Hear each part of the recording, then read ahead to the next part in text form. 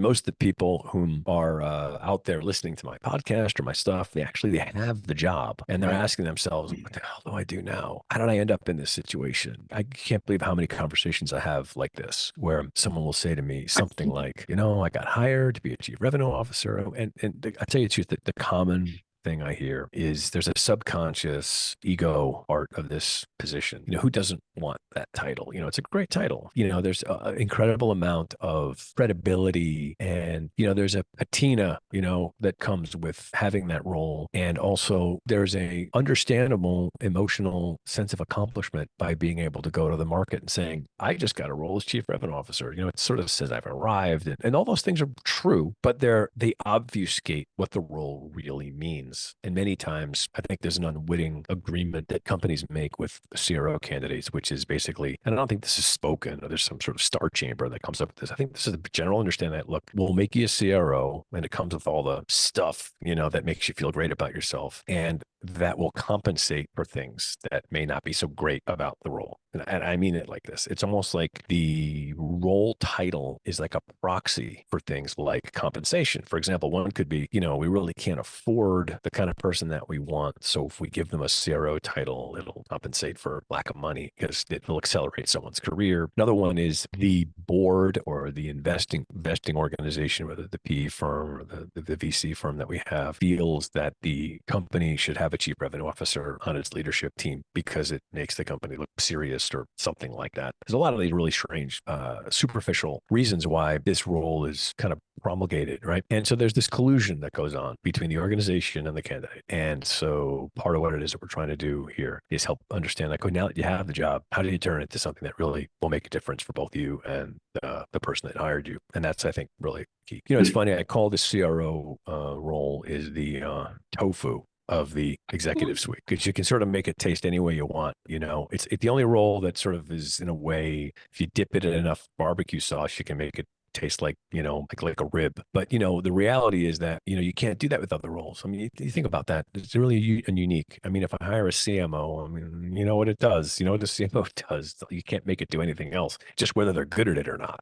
Same thing with a CFO, right? There's just very little ambiguity about what that role is. But a CRO, there's a lot of room for definition there that's not good. And because there's that room for definition, it makes it really dangerous because that means that you have to ask yourself, if I'm going to take this job, how do they define it? What's their version of this role? Because that's the job you're getting. That's the Right. job you're getting, is the way that they Right. define it. And so, you have to define it. So the CRO course is designed to have you know how to maintain a pristine definition of the role and make it work that way and educate the organization of what a CRO is. I mean, if you're a really good candidate, think about it. If I'm hiring a chief revenue officer, if a candidate can come in and interview for the job and educate me as the owner of the company on what the role is and convince me of it, that's a very valuable candidate for me. That's somebody who's going to come in with a lot of understanding. It's like a professional, who really knows what to do, as opposed to just saying, I'll take whatever job you give me, which unfortunately, this is what most happens. They take the job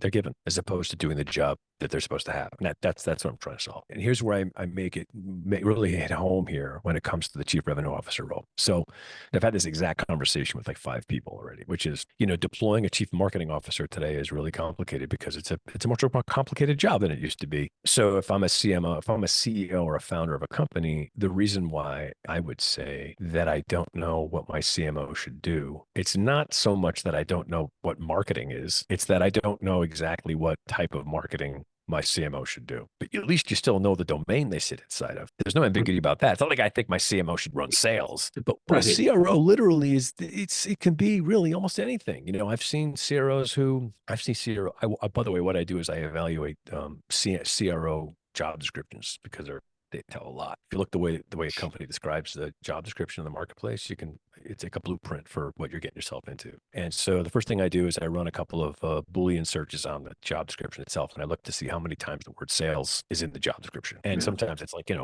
20 times or 30 times it's in the job description. That's There. it right there. I Yeah. said, you tell them the whole thing, and I usually throw that back at the CEO and I'm like, look, how come you have the word sales in there 20 times? Like, why did you even bother mentioning the other things? And the key question that you have to ask is this. This is the key question I ask all my, let's say, graduates ask is, if you're getting a chief revenue officer role and you're interviewing for it, one of the first things you should ask is a couple of questions. One is, what business outcomes do you want this person to produce for the company? And then the second one is, what's the one key metric that's going to be the measurement of success for this role? Right? What's the thing that's going to tell you whether or not it's successful? And they're all going to say the same thing. They're going to say, we need you to get more business. Okay.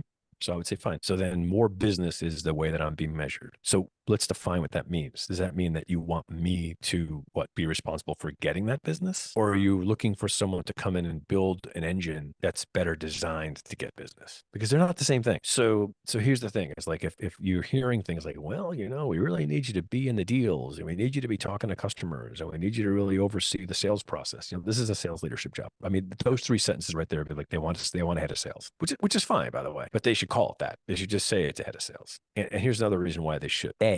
Because that's what it is. You should call things what they are. I think that's just a good thing. And number two is, we haven't talked about this yet, but there's another issue which I call the C-suite traffic jam. So if I have a CRO and I have a CMO, and then maybe I have a chief customer officer, maybe even like a COO, you can already tell what I've done by organizing my executive suite that way. I've created silos because I've put executives in charge of functions, which means now I'm relying on them all working together in ways that most people don't. Okay. I mean, you'll hear anecdotes and say, talking about my C-suite's great. They work together great, but that's an anecdotal thing. Most of the time, they don't. Most of the time, they're all independently, understandably, the way their organization is designed. They have their own sort of turf or their swim lane that they're responsible for, that they could budget for, that they have specific measures and metrics of success for, and they're going to protect those things because they have to, right? Marketing has, this is the worst problem with this. If I tell marketing, you and I have had this conversation a dozen times. If I tell a marketing director that your job is to get leads for sales, then the organization is going to be set up a very specific way that's designed to just basically figure out any way that a lead can be generated. And that's how they keep their budget, how they keep their job. And that's not an effective way to run a marketing organization. A marketing organization should be designed to educate and inform